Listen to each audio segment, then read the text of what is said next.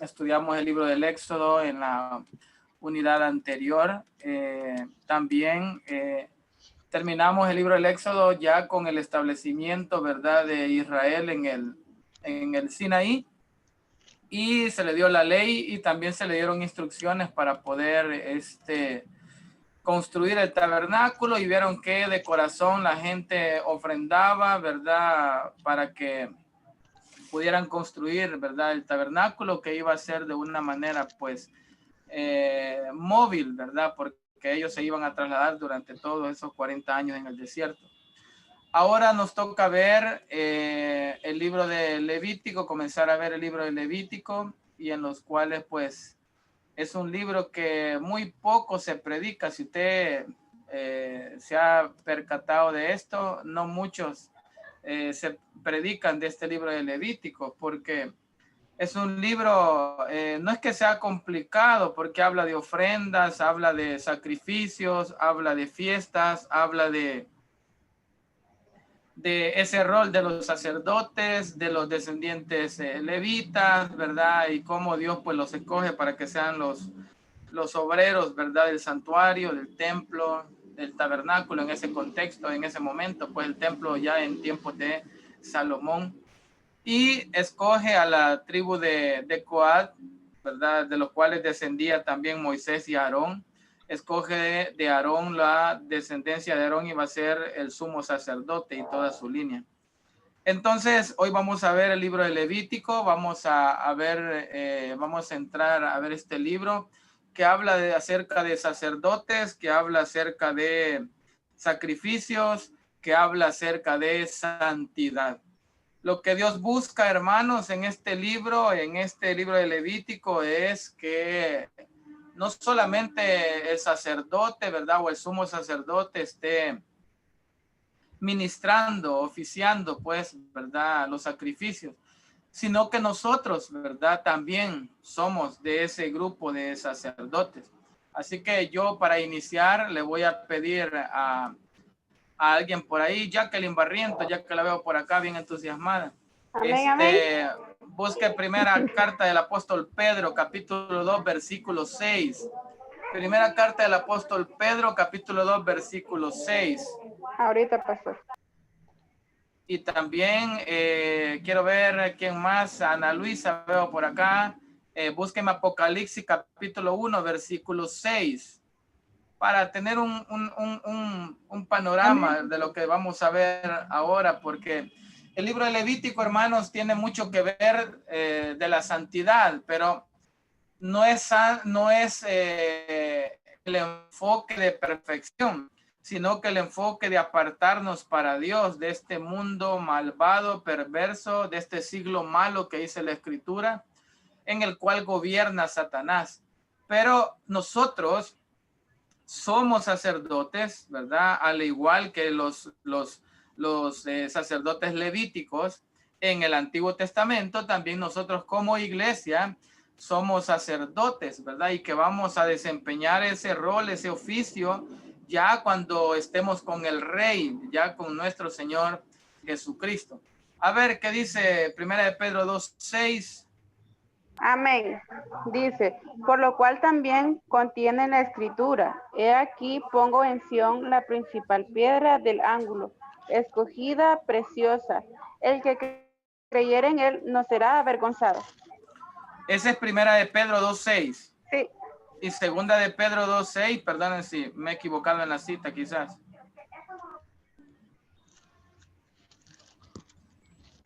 Pastor, Dios le bendiga. Y la de Amén. Apocalipsis me dijo 1:6. Gracias. Segunda de Pedro 2:6 dice, y si condeno por destrucción a las ciudades de Sodoma y Gomorra, reduciéndolas en cenizas y poniéndolas de ejemplo a los que habían de vivir impiamente. Ese, No es ese. Vaya, pero léanos Apocalipsis 1:6. Déjeme ver aquí. Aquí estoy yo con Amén. mi... ¿Qué dice 1:6? Apocalipsis 1:6 dice, y nos hizo reyes y sacerdotes para Dios, su Padre. A él sea gloria e imperio por los siglos de los siglos. Amén. Vuelvo a leer. Ahí está. Nos hizo reyes y sacerdotes. Vuelvo a leer. Y nos hizo reyes y sacerdotes para Dios, su Padre. A él sea gloria e imperio por los siglos de los siglos. Amén. Ok, y nos hizo reyes y sacerdotes. Así dice Apocalipsis 1:6, ¿verdad? Cuando usted vea Apocalipsis, se va a dar cuenta que no se está, la escritura no se está refiriendo que nosotros seamos reyes, ¿verdad? Porque inclusive hay una alabanza de Marco Witt, dice, nos has hecho reyes y sacerdotes, ¿verdad? ¿Ha oído esa alabanza usted? Cuando usted ve Apocalipsis, le van a enseñar que lo que en el griego, lo que la frase verdaderamente está diciendo, que nos ha hecho un reino de sacerdotes. O sea, nosotros no somos reyes, nosotros somos sacerdotes. Así es de que nosotros en el reino mesiánico, en el reino de Cristo, vamos a desempeñar ese oficio de ser los encargados, los siervos, los trabajadores, los que oficializamos juntamente con el rey. Entonces, en ese reino de Cristo, nosotros vamos a ser sacerdotes. ¿Por qué le digo esto? Porque en Levítico vamos a ver el sacerdocio levítico. Pero nosotros, que ya es la iglesia, ya Cristo, que no viene de un sacerdocio levítico, sino que viene según el orden de Melquisedec, o sea, un sacerdocio diferente a ese reino, ¿verdad? De Cristo, a ese sumo sacerdote, nosotros vamos a ser sacerdotes juntamente con él, trabajadores del santuario, trabajadores, ¿verdad? De ese santuario celestial. Entonces, porque llevo de la mano lo que es la iglesia y lo que es el Pentateuco, ¿verdad? Que era una sombra, una figura de lo que habría de venir. Entonces, solo le he llevado a esta porción para que usted entienda, ¿verdad? Que debemos de saber que nosotros no somos reyes, sino que somos sacerdotes. Así de que para que usted le ponga mucha atención a este libro de Levítico, que dice que su nombre, el tema principal más bien es santidad al Señor. Por eso es que la mitra, ¿verdad? Que ya llevaba el sumo sacerdote, y usted lo pudo ver en el Éxodo, si leyó la palabra, la mitra dice santidad a Jehová. Eso llevaba una letra, ¿verdad? Aquí arriba. Entonces, para que nosotros veamos que en el contexto como iglesia también va a ser interesante conocer eso. Primera de Pedro 2:9 era, hermana. Léame ahí, hermana, a la que le pedí.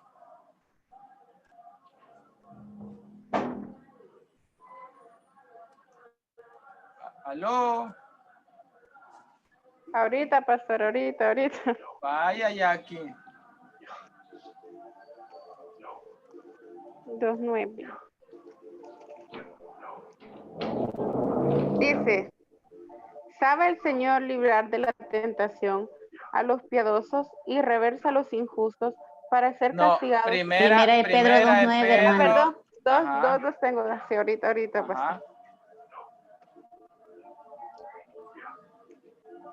2:9. Hoy sí, pastor. Hoy sí. A vosotros sois linaje escogido, real sacerdocio, nación santa, pueblo adquirido por Dios, para que anunciéis las virtudes de aquel que os llamó de las tinieblas a su luz admirable. Ok, vaya, ahí puede ver usted, y nosotros dice, somos linaje escogido. Ahí dice el versículo 9, más vosotros sois linaje escogido, real sacerdocio, nación santa, pueblo adquirido por Dios. Eso es lo que es la iglesia, el pueblo de Dios. Entonces nosotros somos sacerdotes en un reino en el cual el único rey es nuestro Señor Jesucristo. Entonces, por tal motivo, aprendamos del libro de Levítico cómo era lo que Dios. Recuerden que es sombra, es figura de ese tabernáculo que está en los cielos, de ese a donde vamos nosotros a morar, donde vamos nosotros a servir, donde vamos nosotros a oficializar con ese rey, con ese sumo sacerdote. Recuerden que los oficios de Cristo, ese rey, es sacerdote y es profeta. Así es de que él va a ejercerlos allá en la eternidad, y nosotros como iglesia, como pueblo de Dios, como linaje escogido, como nación santa, pueblo adquirido por Dios, somos real sacerdocios. Vamos a estar trabajando, ¿verdad? Al servicio de nuestro Dios. Entonces solo quería llevarles, ¿verdad?, esos dos pasajes de la Escritura en el Nuevo Testamento para que veamos que también tiene relación lo que es el Pentateuco con nosotros, pues lo que es la iglesia. Entonces, entremos a ver el libro de Levítico. Le voy a pedir ahí vamos a ver a cualquier, mi hermano que veo por aquí, Magdalena Rivera, léanos un par de versículos del capítulo 1, solo para tener un contexto de lo que vamos a ver. Capítulo 1, versículo 1 en adelante de Levítico.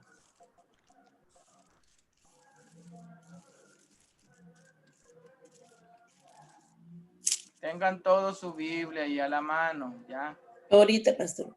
Llamó Jehová a Moisés y habló con él desde el tabernáculo de reunión diciendo. Oiga. Recuerden que están en el tabernáculo ya. Recuerden que está el tabernáculo establecido, ya lo han construido. Entonces aquí están las leyes. El Levítico habla solamente prácticamente de esas leyes que iban a regir la adoración al Señor, el servicio a Dios, los holocaustos a Dios. A ver, sigue, hermana. Habla a los hijos de Israel y diles: cuando alguno de entre vosotros ofrece ofrenda a Jehová de ganado vacuno u ovejuno, haréis vuestra ofrenda. Si su ofrenda fuere holocausto vacuno macho sin defecto, lo ofrecerá. De su voluntad lo ofrecerá a la puerta del tabernáculo de reunión delante de Jehová. Y pondrá su mano sobre la cabeza del holocausto y será aceptado para expiación suya.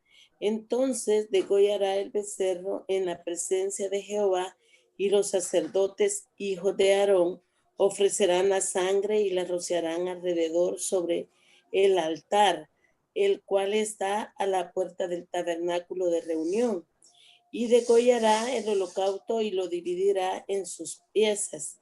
Y los hijos del sacerdote de Aarón pondrán fuego sobre el altar y compondrán la leña sobre el fuego. Luego los sacerdotes, hijos de Aarón, acomodarán las piezas, la cabeza y la grosura de los intestinos sobre la leña que está sobre el fuego, que habrá encima del altar, y lavará con agua los intestinos y las piernas, y el sacerdote hará arder todo sobre el altar. Holocausto es ofrenda encendida de olor grato para Jehová. Y si su ofrenda para holocausto fuere del rebaño de las ovejas o de las cabras, macho sin defecto, lo ofrecerá y lo degollará al lado norte del altar delante de Jehová, y los sacerdotes, los hijos de Aarón, rociarán su sangre sobre el altar alrededor. Lo dividirá en sus piezas con sus cabezas y su grosura, los intestinos, y el sacerdote las acomodará sobre la leña que está sobre el fuego que habrá encima del altar. Y lavará. Dejémoslo hasta ahí, hermanita, solo a manera de introducción. En el libro de Levítico vamos a encontrar ofrendas, oblación, holocaustos, sacrificios, todo con el acercamiento a Dios, lo que Dios ha dejado estipulado de cómo era la manera, cómo era la forma en la cual el pueblo se podía acercar a Dios, y cómo en el Yom Kippur, en esa fiesta de la expiación, se podía hacer ese sacrificio una vez al año para que los pecados fuesen cubiertos. Entonces, el libro de Levítico va a empezar a narrar el tipo de ofrendas, el tipo de sacrificios el tipo de ofrenda que Dios quería de parte de su pueblo para acercarse a él y obviamente mantener esa comunión con el Señor por ese pacto mosaico que estaba haciendo, que había hecho, entregándoles la ley a cada uno de ellos. Entonces, preste mucha atención, no lo vamos a ver de una manera exegética o detallada el libro levítico, pero ponga atención en los temas más principales, ¿verdad? Cuando hablamos de sacrificio, ojo, esos sacrificios era la manera de cómo el pueblo podía acercarse a Dios. Hoy en el Nuevo Testamento, ese sacrificio ya lo hizo Cristo una vez y para siempre. No hay más sacrificio. Si uno pecare, ya no hay más sacrificios, dice el capítulo 10, sino que queda una horrenda expectación de juicio en aquel que comete, ¿verdad?, errores, que comete pecado. Ya Dios no va a volver a morir, ya no va a volver a venir, ya no se va a entregar, ya lo hizo. El sacrificio de él fue perfecto en la cruz. Entonces, cuando nosotros vemos el cuadro de Levítico, es una figura, es una sombra de lo que Cristo vendría a ser y de lo que la iglesia también representa, ¿verdad? Representado allá en el Pentateuco, en el libro de Levítico, en este caso que estamos viendo ahorita, para que nosotros podamos entenderlo en el contexto de la iglesia. No somos judíos, no somos israelitas, no estamos bajo el pacto o el antiguo pacto, sino que estamos bajo el nuevo pacto, pero todo aquello es una sombra de lo que iba a ser el Nuevo Testamento. Entonces, es importante conocerlo, es importante estudiarlo, es importante escudriñarlo, ¿verdad? Interpretarlo y cómo nosotros poder entenderlo de una mejor manera ya en el contexto nuevo del nuevo pacto, ¿verdad? Del Nuevo Testamento. Así que es importante que no lo perdamos de vista. Dios le prometió a Abraham 3 cosas allá en Génesis 12. Usted lo puede leer. Hacer de él en primer lugar una nación. En segundo lugar, bendeciré a los que te bendijere, ¿verdad? En ti serán benditas todas las naciones. Eso es bendecirlo basándose en la relación del pacto abrahámico. Número 3, darle una tierra donde vivir. Abraham estaba en Canaán, pero cuando sale de Ur, cuando sale de Harán, pues él no está allí en Canaán. Entonces va rumbo a Canaán y llega a Canaán y hay hambre y tiene que ir a Egipto, ¿verdad? Y regresa pues bendecido. Pero Dios le promete hacerle una nación, Dios le promete bendición y en ti serán benditas todas las naciones de la tierra, en tu simiente, obviamente, esa simiente es Cristo, y también le promete darle una tierra que hasta el día de hoy no lo tiene. Lo que más se acerca, ¿verdad? Desde el río Éufrates hasta el delta del Nilo, cuando usted lo vio en geografía como la media luna fértil, esa es la tierra que Dios le prometió a Abraham, pero nunca la ha poseído completamente. Lo más cercano que ha tenido es en el reino davídico. En el reino de David fue lo más cercano, ¿verdad? Pero aún no completaba todo el punto geográfico de la media luna fértil o esa media luna en la cual Dios había establecido que iba a bendecir a Abraham, a toda su descendencia israelita. Por ello es importante entender los pactos, por ello es importante entender las promesas, ¿verdad? A Abraham, porque a Abraham le han prometido tierra. El israelita, el hebreo, el judío esperan tierra, nosotros no. Nosotros esperamos, ¿verdad? Mejores promesas, mejores bendiciones bajo el nuevo pacto, bajo el nuevo pronunciamiento hacia la iglesia. No estamos bajo el antiguo pacto, estamos bajo el nuevo pacto y ese nuevo pacto es el Nuevo Testamento, ¿verdad? Que ya habiendo muerto nuestro Señor Jesucristo, dio paso a poder finiquitar el antiguo pacto, el Antiguo Testamento y dio parte ya o dio inicio al nuevo pacto, al Nuevo Testamento. Entonces, Dios da promesas a Abraham, ¿verdad? En cuanto a hacerlo una nación, ya estaban, ¿verdad? Prácticamente siéndolo, ¿verdad? En su mayoría, ¿verdad? Porque salieron cerca de 3 millones, por decirlo así. También quería bendecirlo, obviamente eso estaba por suceder, y también darle una tierra. No habían entrado tampoco en tierra de Canaán, que es la tierra que le había ofrecido a Abraham Dios. El propósito final era bendecir a todas las naciones. Génesis 12, del 1 al 3. A ver, hermano Oscar René Labrador, léame Génesis 12 y veamos ese propósito que tenía Dios con Abraham, que era de bendecirlo.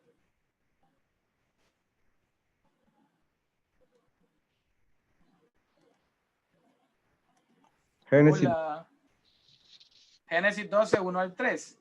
Dice así, pero Jehová había dicho a Abraham, vete de tu tierra y de tu parentela y de la casa de tu padre a la tierra que te mostraré.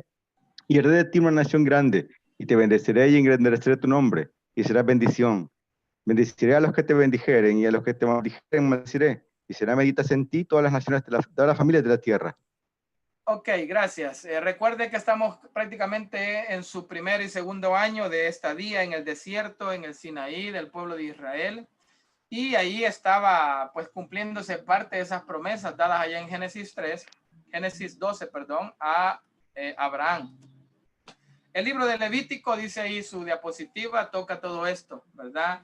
Acerca de ese propósito final que era bendecir a todas las naciones, ¿verdad? En tu simiente, obviamente, pues de la descendencia de Abraham, Isaac y Jacob, ¿verdad? Iba a venir pues el Señor Jesucristo. El libro de Levítico toca todo esto, pero particularmente se centra en estas tres promesas específicas, las que acabamos de ver, ¿verdad? Cuarta parte aquí. La primera parte ya estaba en el proceso de cumplirse. Israel ya había llegado a ser una gran nación. Eso dice Éxodo, capítulo 1, versículo 7. A ver, Jonathan Maldonado, léanos Éxodo 1:7.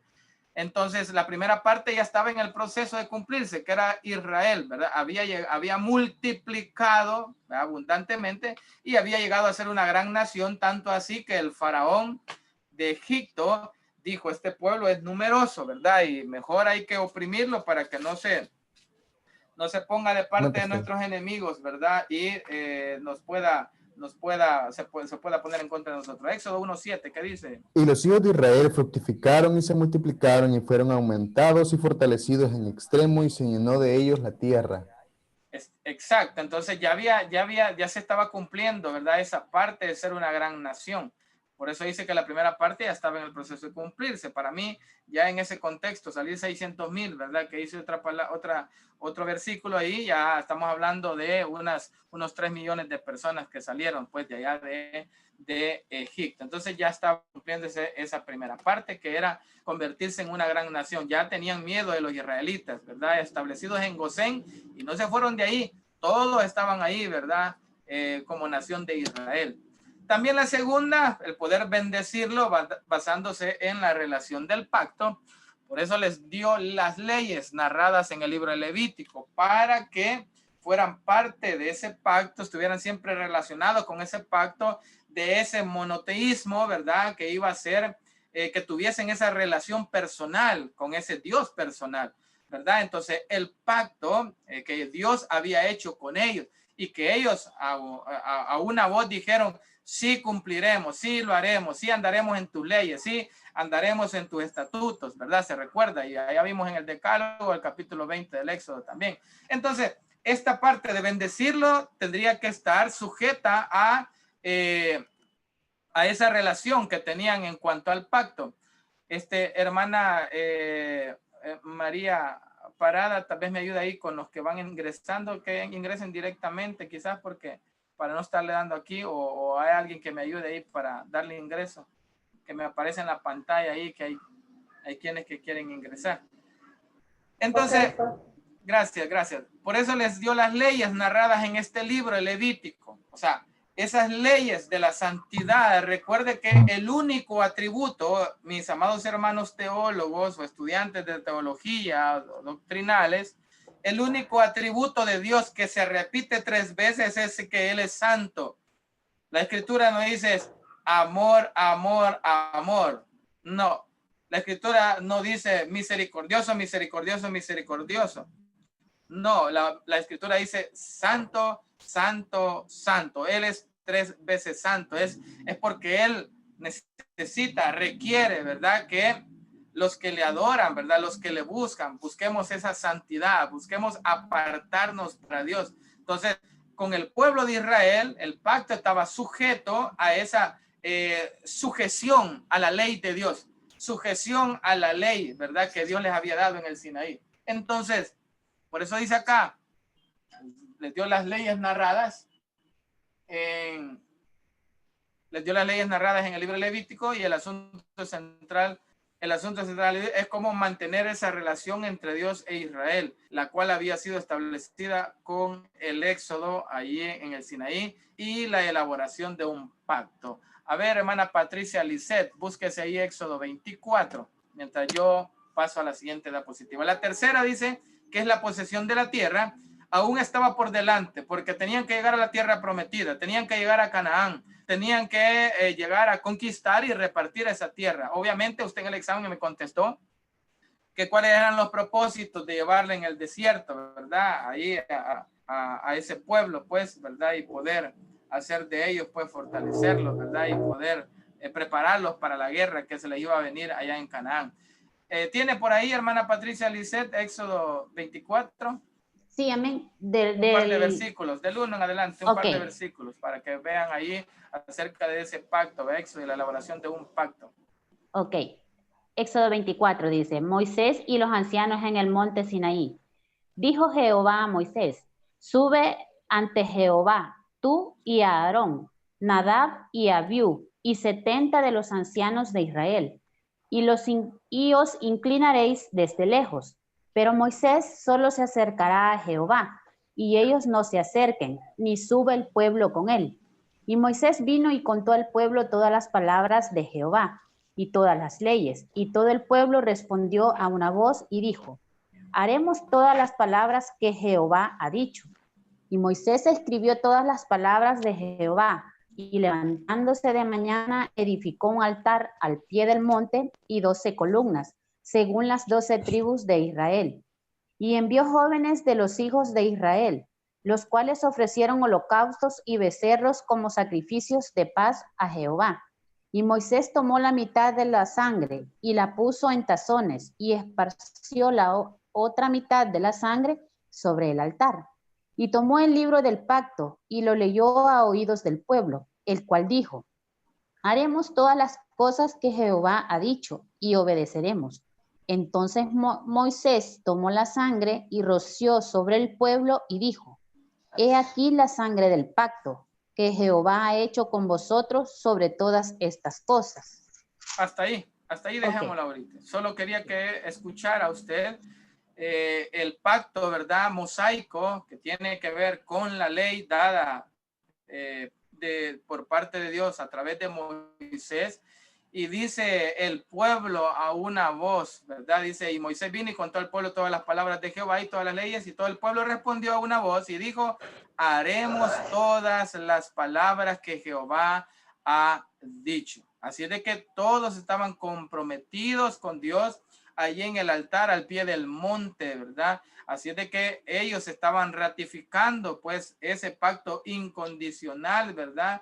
En primer plano del Dios, pero era condicional en el sentido, ¿verdad? Que el pueblo, si obedecían, ¿verdad? Si obedecían, ¿verdad? La voz de Dios, pues había bendición. Si desobedecen, había maldición. Así de que ese es el pacto y eso ellos lo estaban ratificando y ellos estaban respondiendo, haremos todo, ¿verdad? Las palabras que Jehová ha dicho. O sea, todo lo que Dios les dio en el Sinaí, ese pacto mosaico, el pueblo respondió a una voz, todo lo haremos. Entonces, esa es la relación del pacto sujeta a el cumplimiento de las leyes que Dios había establecido. Y eso está, esas leyes, esas normas, esos estatutos, esos mandamientos, ¿verdad? Dios los está narrando en el libro de Levítico. Ahí en el Decálogo aparece una parte, pero en el Levítico se narra detalladamente, ¿verdad? Cómo es que van a operar, cómo es que van a trabajar, cómo es que van a servir, cómo se van a relacionar con sus hermanos también.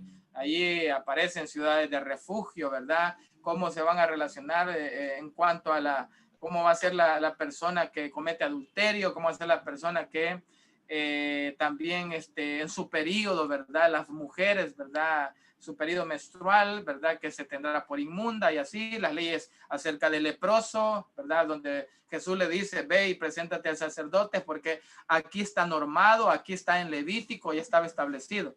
Entonces Dios sus leyes y eso es lo que tenían que cumplir el pueblo de Israel para estar dentro del pacto. Por eso es que nosotros no formamos parte de ese pacto. Nosotros somos un nuevo pacto. Escribiré mis leyes en sus mentes y en sus corazones. Y es el Espíritu Santo que mora en cada uno de nosotros. Así que eso es bien importante. Yo siempre hago relación el Pentateuco o muchos pasajes del Pentateuco con Hebreos porque tiene mucho que ver. Y la pregunta del examen iba enfocado en eso, porque el Éxodo tiene que ver con el pueblo, la nación de Israel, con el pacto mosaico, con Moisés, con la ley, con el Antiguo Testamento. Y Hebreos tiene que ver con la iglesia, porque son judíos convertidos al cristianismo, judíos convertidos al cristianismo, ya no están bajo el viejo pacto, ya no están bajo el sumo sacerdote arónico, levítico, están bajo el nuevo pacto, bajo el sumo sacerdote que es Cristo según el orden de Melquisedec. Entonces, ya no estamos bajo esa ley de Dios, esa antigua ley, ese antiguo pacto, estamos bajo la ley de Dios dado. ¿Y cuál es esa nueva ley? El Nuevo Testamento. Esa es la ley para cada uno de nosotros. O sea que ya no debemos de obedecer el antiguo. ¿Cómo no, hermanos? Una cosa es la ley mosaica y otra cosa es la ley de Dios. Ya, él dice, cuando resume la ley, ¿verdad? En el Nuevo Testamento del Señor y dice, amarás a Dios por sobre todas las cosas, ahí está resumiendo los primeros 4 mandamientos. Y cuando dice amarás a tu prójimo como a ti mismo, está resumiendo los otros 6 mandamientos. Entonces, tenemos que entender esa cuestión. A ver, hermana Jacqueline Barrientos tiene una pregunta ahí, dice. O levantó la mano. De casualidad. Sí, pastor. Lo que pasa es que hay muchos pastores que a nosotros prácticamente dicen que ya no tenemos que hacer tanto, o sea, tomar tanta importancia al Antiguo Testamento, que debemos enfocarnos más que todo en el Nuevo Testamento, porque el Antiguo Testamento fue escrito para Israel, es para la ley. Ahora el Nuevo Testamento es para nosotros. Y pienso yo que realmente no tiene que ser así, que ellos digan esas cosas. Ok, hermana, ya le respondo. ¿Y qué dice? A ver, ¿será referente a lo mismo? Dice otros 2 participantes, me aparecen aquí. ¿Quiénes son? Yo, pastor, una consulta. Sí. Estaba leyendo lo que es el primer libro de Samuel y, Sí. y lo que usted dice, ¿verdad? Que Dios dio la promesa, ¿verdad? Que los sacerdotes iban a salir de aquí del legado, por decirlo así, ¿verdad? De aquí de Aarón, que eran todos los levitas. Pero en primero de Samuel, capítulo 2 en adelante, habla acerca que ese pacto o esa promesa se rompe. Sí. Dios la quita, ¿verdad? A causa del pecado que son de los hijos de Eli, que eran Ofni y Finés. Entonces, la pregunta es, después de que se rompió ese pacto, porque prácticamente se da a entender como que Dios se arrepiente de eso, de haber hecho esa promesa, ¿hubieron más sacerdotes después de ellos o ya no? Claro que sí. Claro que sí hay sacerdotes. Recuerden que Samuel era levita también. Samuel era descendiente, ¿verdad? Y Samuel era sacerdote. Por ello es que Ana, cuando lo pide, ¿verdad? Y dice que lo va a entregar al templo después de haber sido destetado, lo lleva y lo lleva al templo para que aprenda el oficio, ¿me entiende? Pero lo que pasa es que lo que se cortó fue de la descendencia que traían, ¿verdad? Pero Samuel sigue siendo un sacerdote, ¿verdad? Él no era sumo sacerdote, pero sigue siendo, o sea, era sacerdote para ejercer, ¿verdad? Su función. En ese contexto, por eso que dice Dios que rompe ese momento, pues, porque obviamente los hijos, ¿verdad? De Eli no caminan conforme a los estatutos o mandamientos, pero a Samuel le ocurre lo mismo.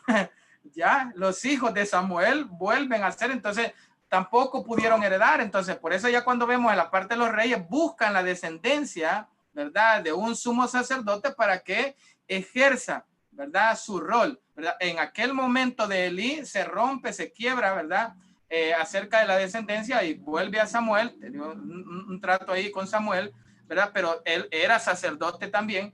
Pero cuando muere Samuel, los hijos no juzgan a Israel, ¿verdad? Porque tampoco anduvieron en los caminos del Señor. Y cuando viene la etapa de David, ¿verdad? Porque primero piden reyes Saúl, luego aparece David, pues ahí ven la descendencia y ven quién es el que tiene pues el poder ejercer sumo sacerdote, y ya hay sumo sacerdote. De hecho, en Salomón existe un templo, y entonces si hay un templo es porque había un sumo sacerdote que podía, ¿verdad?, ejercerlo. Entonces ahí hay un quiebre nada más por la desobediencia que hay con los hijos de Elí. Con lo que dice hermana Jackie creo que fue, ¿verdad?, Jacqueline Barrientos, con lo que dice ella en relación a esto, lo que pasa que el trato, recuerde que ahí es importante las dispensaciones. Nosotros no estamos bajo la dispensación de la ley, estamos bajo la dispensación de la gracia. La forma de salvación, los pecados en el Antiguo Testamento, y hablando para el pueblo de Israel, eran cubiertos, pero Juan el Bautista decía, cuando bautizó a Jesús, ahí el Cordero de Dios que quita el pecado. Entonces, el sacrificio de Cristo no cubre los pecados, sino que los pecados son quitados totalmente, quitados. Entonces, cambia. Entonces, el trato en cuanto a la salvación, el tiempo de hoy en la dispensación es totalmente diferente. Ya no hay sacrificios, ¿verdad?, físicos en el templo. Ni siquiera hay templo hoy, porque si estuviéramos bajo la ley, ¿verdad?, y aún el pueblo de Israel no pudiese ser salvo, ¿verdad?, porque no pueden ofrecer sacrificios. No hay fiesta de Yom Kippur, no hay fiesta con ese sumo sacerdote. Todo está listo, usted puede ver, pero no tienen templo hoy. Entonces, el decir, ¿verdad?, que no podemos acatar el Antiguo Testamento, o sea, tenemos que estudiarlo para saber que todo aquello era sombra de lo que había de venir, y así como oficializaron, sirvieron los sacerdotes en el Antiguo Testamento, también nosotros vamos a servir. Así como hubo un tabernáculo en aquel momento, también nosotros vamos para allá. Ese tabernáculo, ese lugar santísimo, ¿verdad?, donde está Cristo a la diestra del Padre, o sea, hacia allá bajamos.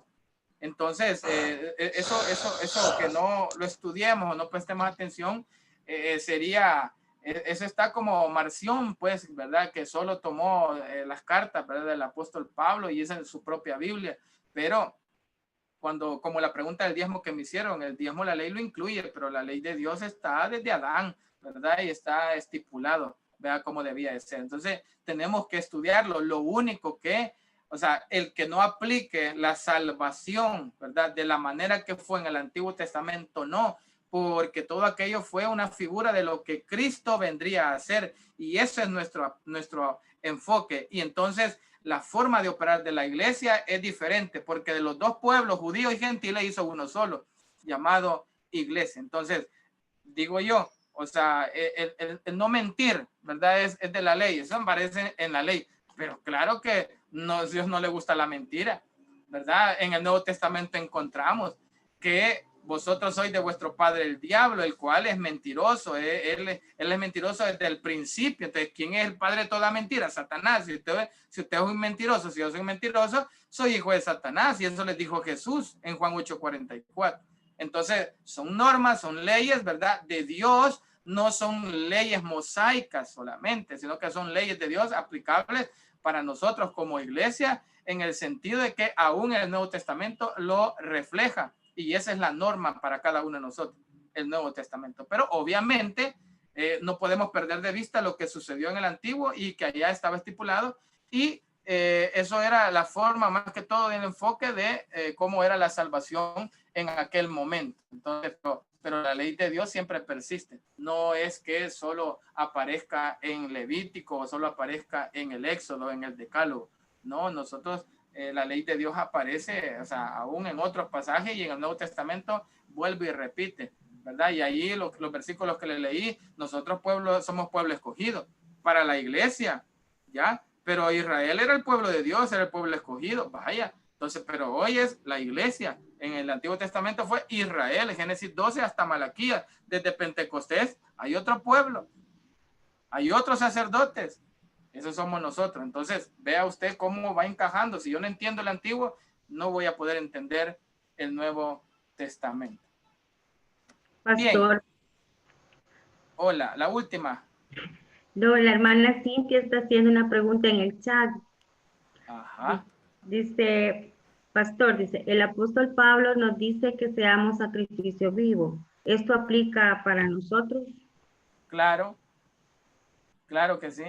Solo que es un poquito largo explicárselo. Lo que pasa es que, vaya, pero qué bueno que sale la pregunta. Y en ese sentido, yo no puedo entender que yo soy un sacrificio. En Romanos dice que nosotros presentemos nuestros cuerpos como sacrificio vivo, santo, agradable para Dios. Yo no puedo entender ese pasaje del apóstol Pablo a los romanos si no entiendo cómo presentaban ese sacrificio en el Antiguo Testamento, ¿verdad? Era un cordero o era un animal o era lo que fuese en ese momento, la ofrenda que presentaba. Pero en el contexto que está diciendo Pablo es que ese sacrificio, ¿ya? De la manera que se presentaba en el Antiguo Testamento, que el animal tomaba o llegaba a ser sacrificado en representación del oferente o de la persona que lo llevaba, también nosotros está diciendo nosotros, ¿verdad? Debemos de presentarnos, ¿verdad? De esa forma, vivo, agradable, santo, ¿verdad? Porque ese es vuestro culto racional, ¿verdad? Es un poquito largo, pero lo que yo le quiero tal vez trasladar a mi hermana Cintia es que, y a todos los que están, es que cuando yo estudio el Pentateuco y la forma en que llevaban ese sacrificio, usted va a encontrar un cuadro espiritual en lo que Romanos está diciendo, ya, que era un sacrificio vivo. Sí, si el animal estaba vivo, pues no iban a llevarlo peor, ¿verdad? Santo, apartado para él, ¿verdad? Entonces, agradable, o sea, sin defecto, sin mancha, ¿verdad? Obviamente, pues de esa manera, nosotros ahora nos presentamos delante de Dios de esa forma, de esa manera, apartados para Él, ¿verdad? Con una vida entregada, con un testimonio entregado para con Él. Eso es lo importante, ¿verdad? De poder conocer. Pero si yo no conozco el Antiguo Testamento, ni mucho menos, ¿verdad? Cómo se ofrecían los sacrificios, no puedo entender cómo yo debería de presentarme delante de Dios. Eso es básicamente. Entonces, pastor, volviendo al tema de los sacerdotes, en el tiempo de Samuel se le quita a los levitas porque No. Samuel No. era de la tribu de Efraín, no era de la tribu de Leví. Leámoslo. Sí, en primera de Samuel, el Cana era efrateo. Ajá. No era levita y se los era el lugar de donde estaban morando. Recuerden que los levitas no tenían un territorio. Recuerden que los levitas fueron asignadas ciudades de los levitas. Entonces los levitas estaban repartidos en todo el territorio de Canaán, de todo Israel. Habían levitas en Judá, habían levitas en Efraín, habían levitas en otros territorios. Entonces, pero cuando usted ve la descendencia, ¿verdad? No tengo el versículo a la mano, pero yo lo estudié esa parte, ¿verdad? Él venía de una cuna sacerdotal, ¿verdad? De hecho, nadie, hermana, nadie que no fuese sacerdote podía servir en el templo, nadie, ¿verdad? Y mucho menos, ¿verdad? Y obviamente si no era sacerdote es porque no venía de la tribu de Leví. Entonces, los levitas, hermana, geográficamente estaban distribuidos en todo el territorio de Israel, porque recuerden que la herencia de los levitas no fue territorio, sino que la herencia, yo soy su herencia, les dijo el Señor. Yo soy su herencia. Ustedes, qué privilegio el poder servir en el templo, el poder servir en el tabernáculo, el poder servirle al Señor. Eran los encargados de mover el tabernáculo, eran los encargados de armar y desarmar, eran los encargados de ver todos los utensilios que se utilizaban, recibir, ¿verdad? ¿Cómo se llama? Lo que traían las personas a ofrecer. Tanto así que se acuerda que los Ofni Fines estaban recibiendo las ofrendas que llevaban para para que Elí lo ofreciera como sumo sacerdote, ¿verdad? O como ellos, como descendientes de ellos, también tenían la autoridad para hacerlo, pero ellos antes de presentarlos tomaban, ¿verdad? Con un garfio, ¿verdad? De lo que llevaban, ¿verdad? Del sopón ese, ¿verdad? Y a la gente no le gustaba, pues porque ellos llevaban y lo ofrecían al Señor. Entonces, es parte de la maldad que hacían los hijos de Elí. Entonces, sí era sacerdote, sí era de descendiente, ¿verdad? Sacerdotal. De Leví. Pero, sí, correcto. Pero obviamente los levitas estaban distribuidos en todo el territorio. Eso se llama las ciudades de los levitas, ¿verdad? Así como Entonces, hay ciudades de refugio. Cuando dice Efrateo, estamos hablando de que no era, no. Yo pensé cuando decía Efrateo, decía Efraín, no es necesario. Sí, pero es de la tierra ahí. Ese es como el que aparece allá en el libro de Jueces, de aquel levita, ¿verdad? Que su concubina le fue infiel. ¿Se recuerda ese episodio? Él pasaba, ¿verdad? Por un lugar, un territorio, y él estaba en un lugar también. Antes de ese capítulo, es porque los sacerdotes, ¿verdad? Los descendientes de Leví, pues la gente los agarraba, ¿verdad? Para poder tener un sacerdote en su casa. Entonces, es porque los levitas no tenían un territorio específico, sino que ellos tenían ciudades, ¿verdad? A los levitas que era obligación cada territorio, ¿verdad? De las tribus de Israel tenían, ¿verdad? Lugares ahí específicos donde iban a estar los levitas. Entiendo, pastor. Perfecto. Sí, entonces sí entiendo que Samuel era de la tribu de Leví. Claro. Okay, ya le voy a en el receso, tal vez le busco el pasaje donde aparece ahí, que no lo tengo aquí a la mano. Bien, seguimos entonces, hermanos, acá en la diapositiva. Dice... Pastor, solo a aportar que en Primera de Crónicas 6 están los descendientes de Leví, y ahí dice que usted menciona que está Elcana y Samuel.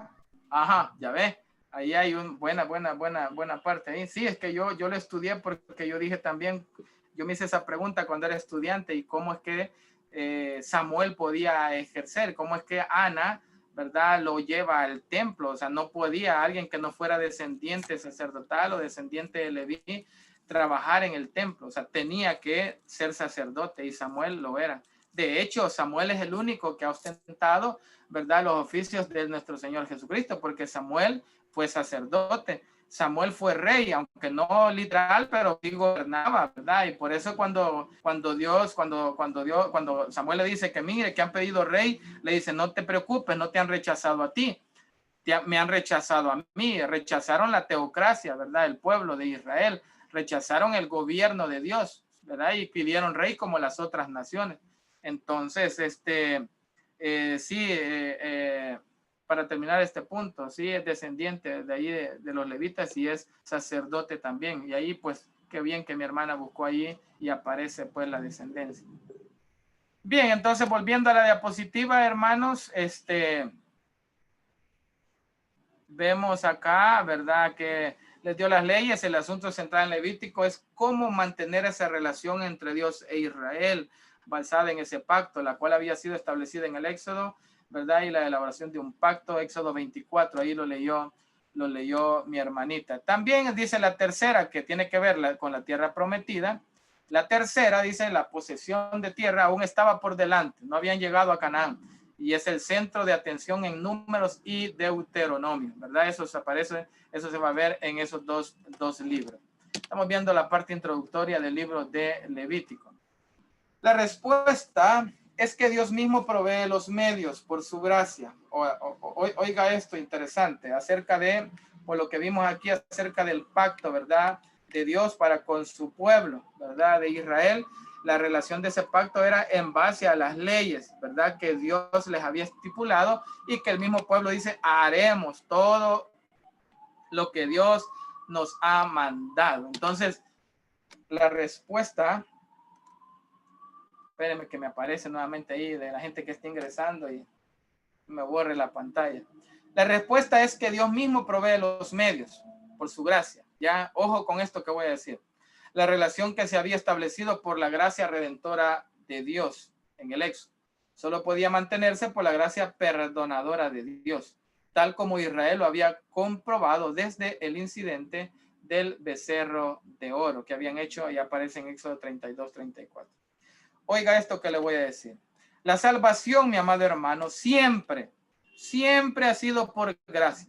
Siempre ha sido por ese regalo. Eso, como dice Efesios 2:8 para la iglesia, por gracia sois salvos por medio de la fe. Y esto no es de vosotros, pues es un don de Dios.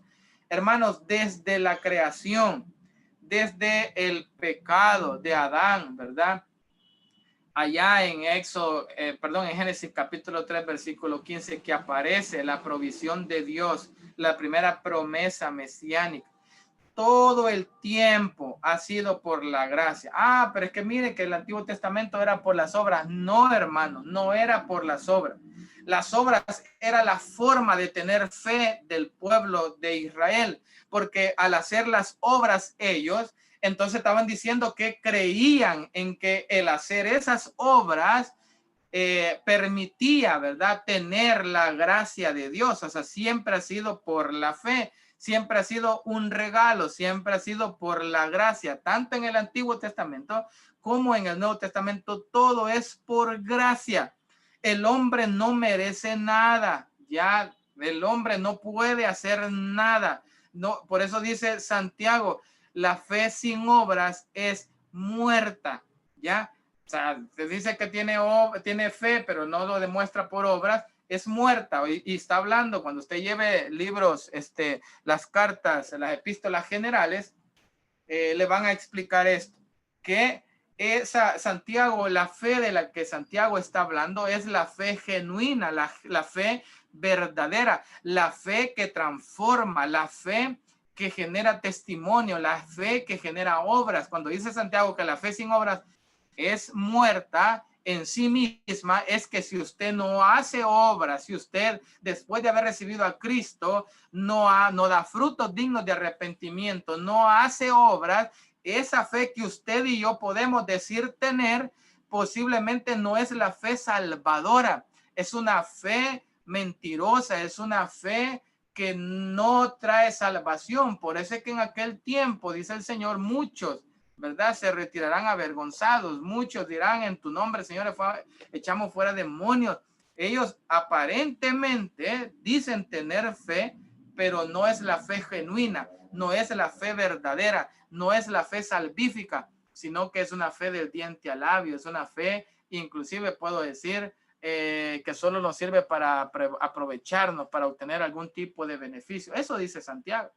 La fe sin obras es muerta. O sea que si usted no hace obras, posiblemente la fe que dice tener no es la fe salvífica. Entonces, siempre ha sido por gracia. O sea, desde el Antiguo Testamento, Dios ha regalado la salvación. No, nada tiene que, sino que lo que cambia es el método, la forma de cómo obtenerla. En el Antiguo Testamento habían rituales, habían sacrificios, Dios había establecido el método de cómo iban a ser salvos, pero siempre era un regalo. Dios les dijo, de esta forma y de esta, ustedes van a ser salvos, van a tener gracia, ¿verdad? Ese regalo. Una vez al año van a ofrecer, ¿verdad? Tanto el sumo sacerdote como por el pueblo, ¿verdad? Y van a traer 2 carneros también y todo. Estableció un método. Pero la gracia, el regalo, ese don de Dios, eso viene de lo alto, viene del Señor. Así es de que eso es importante reconocerlo. Hoy, en el Nuevo Testamento, siempre es por gracia, siempre es un regalo. Y hoy está más fácil, ¿verdad? En aquel momento se recuerda que llevaban un animalito y ponían sus manos, el oferente ponía sus manos en representación de su vida. El animal tomaba la posición de la persona, el oferente. Pero en el Nuevo Testamento, Cristo es ese cordero. Cristo es quien llevó en esa cruz, en ese madero. Nosotros solo tenemos que poner ya no las manos físicas, literales, sobre encima de él, sino nuestra fe, nuestra confianza, ¿verdad? Debemos de creer en ese sacrificio perfecto que se hizo en la cruz del Calvario. Siempre ha sido por gracia, nunca se le olvide, y eso Romanos lo aclara perfectamente también. Aún para el tiempo del Antiguo Testamento, dice el apóstol Pablo en Romanos, ha sido por gracia, siempre ha sido ese regalo de parte de Dios. Nada puede hacer el hombre para poder acercarse a Dios, a menos que Dios le permita y que Dios establezca la forma, el método de cómo poder acercarse a Él. Entonces, por eso la respuesta es que Dios mismo provee los medios por su gracia, más nada, menos nada. El sistema de sacrificios no era un medio para comprar favores, oiga esto. O sea, no era una forma de que yo, ¿verdad? Lo que cayó el pueblo de Israel, ¿verdad? Yo llevo y ya cumplí, ¿verdad? Ya la hice, ¿verdad? Como uno que cree que yendo a la iglesia, yendo al templo, ya lo hicimos, ya nos va a ir bien esta semana. Otros creemos que diezmando, ofrendando, ya lo hicimos, ya cumplimos, ¿verdad? Ya Dios nos va a bendecir, ¿verdad? Y donde yo doy 1 centavo, el Señor me da 2, ¿verdad? No era para comprar favores.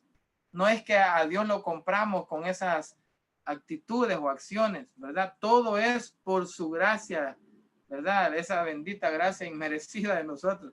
Todo es a quien Dios le place. ¿Y por qué escogió a Abraham? A Dios le plació, hermano. Y mire, ¿por qué escogió a Moisés? A Dios le plació. Y mire, yo qué benditos hago predicando, diremos nosotros los pastores. A Dios le plació. Así que éramos nosotros, pues, impíos, inconversos. ¿Qué éramos nosotros?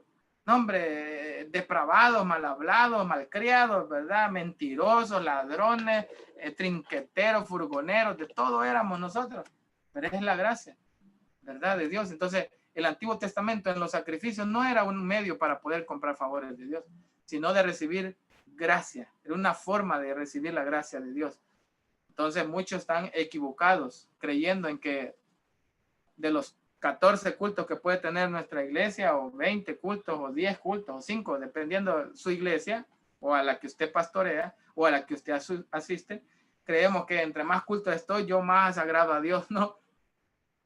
Es preferible ir a uno, pero llevar un corazón entregado a Él para hacer su voluntad. Porque algunos, el pastor general, recuerdo cuando yo servía en acomodación, decía, muchos son tontos útiles, y aquí están sirviendo. Y no entran a escuchar un culto. No, hombre, yo sí, hermano. O sea, que nosotros muchos que estamos sirviendo, y yo le digo, hay muchos que llegan a las iglesias, ¿verdad? Y servicio, servir, y creen que así agradamos a Dios y compramos los favores. Por eso es que cuando vienen los problemas decimos, Señor, pero yo te sirvo, yo gano alma, yo ofrendo, yo diezmo, yo esto, yo lo otro. Creemos que vamos a comprar el favor de Dios. No. A quien Dios le place, hermano, bendecirlo, ¿verdad? Esa es la gracia de parte de Dios. Dígame, hermano Salvador Castañeda. Sí, buenas noches. Una pregunta. Dígame. Cuando surge el contexto de segunda de Efesios 2:8 y dice que por medio de la fe alcanzamos la salvación, se escucha como bien sencillo y bien fácil, ¿verdad? Ajá. Pero, ¿cuál sería la enseñanza que tiene que tener ese verso para poderlo aplicar? Porque si solo digo, por gracia soy salvo, de gratis y ya estuvo, ¿verdad? Y sigo yo sin dar frutos, como usted lo expresaba. Pero, ¿cuál sería la instrucción que nosotros debemos de tener para poder aplicar y para, en realidad, como usted dijo, tener una fe verdadera? Sí. Lo que pasa es que la fe verdadera cambia, transforma, da frutos. El detalle, hermanos, es, ¿cómo le explico? El término gracia, para comenzar, vamos a salir un poquito tal vez del tiempo, pues. Pero el término gracia, muchos está mal interpretado y creemos que, pues sí, es un regalo, gracias, no tenemos que hacer nada. Y pues sí, Dios lo hizo todo, sí. Pero ¿qué es gracia? O sea, gracia es que nosotros merecíamos el infierno. O sea, si yo no entiendo, ¿verdad?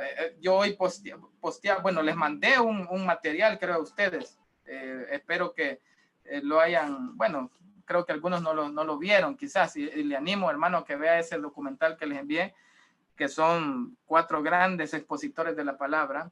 Para que yo entienda la gracia de Dios, debo de entender la justicia de Dios. Y es que Dios en su justicia nos iba a mandar a un infierno. Nosotros éramos merecedores de un castigo eterno eterno por nuestro pecado que ha sido imputado en primer lugar, pero después deliberadamente por nuestra naturaleza pecaminosa, nosotros también buscamos, ¿verdad? El pecado, buscamos lo malo. Entonces, cuando yo entiendo la justicia de Dios, que yo era merecedor de algo, ¿verdad? Y aún siendo merecedor de algo, Dios me regala otra cosa y me premia con llevarme al cielo. O sea, es que yo digo, de verdad, nosotros somos injustos, pero nosotros lo tomamos superficialmente porque no estudiamos, ¿verdad? El texto, no estudiamos el contexto, no estudiamos, ¿verdad? La nueva vida que hay en Cristo. Efesios 2:1 dice, y Él os dio vida a vosotros cuando, ¿qué dice? Cuando estabais muertos en vuestros delitos y pecados. Estudiemos el contexto. El problema es que muchos solo tomamos un versículo para tomarlo y lo sacamos de contexto para tener un pretexto. Pero para entender Efesios 2:8, vayámonos al contexto. Nosotros, Él nos dio vida, nosotros estábamos muertos, nosotros no valíamos nada, nosotros merecíamos el infierno, nosotros el lago de fuego nos estaba esperando, ya solamente, ¿verdad? Que muriésemos y ya para allá íbamos. Estábamos muertos por delitos y pecados en los cuales anduvisteis en otro tiempo, porque está hablando a la iglesia y la iglesia se cree que ya es creyente, ya nació de nuevo, ya es hijo de Dios. Entonces debemos de estudiar el contexto y saber de dónde Dios nos sacó, qué es la gracia, entenderla, ¿verdad? ¿Qué es el estar en Cristo? ¿Qué es recibir ese don inmerecido, esa bendición de Dios, ¿verdad? Que no merecíamos más que el infierno, el castigo, ¿verdad?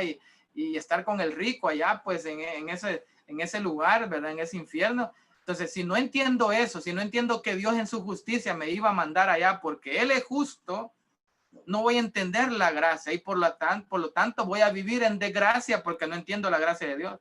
Y siempre vivo muerto en mis delitos, en mis pecados. Siempre vivo como viví en otro tiempo. Siempre sigo fumando, siempre sigo tomando, siempre sigo mujeriando, sigo siendo fornicario, idólatra, adúltero, mentiroso, ladrón, ¿verdad? Pero, o sea, vivimos conforme al príncipe de la potestad, dice del aire, el espíritu que ahora opera en los hijos de desobediencia. O sea, si yo no leo todo ese contexto, o sea, tengo problemas. Entonces, ese es el detalle. Para yo poder entender 2:8, debo de saber de dónde vengo, de dónde Dios me sacó.